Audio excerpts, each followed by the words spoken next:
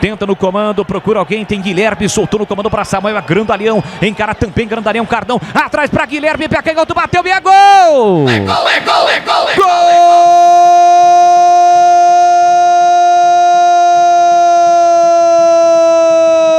Gol do Vitória!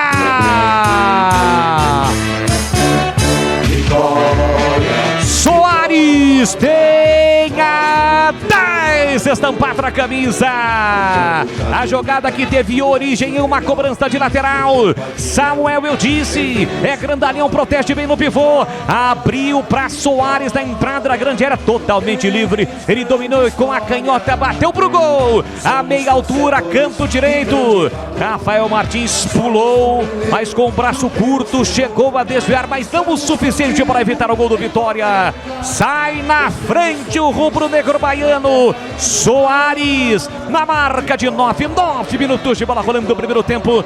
Tá registrado no brinco.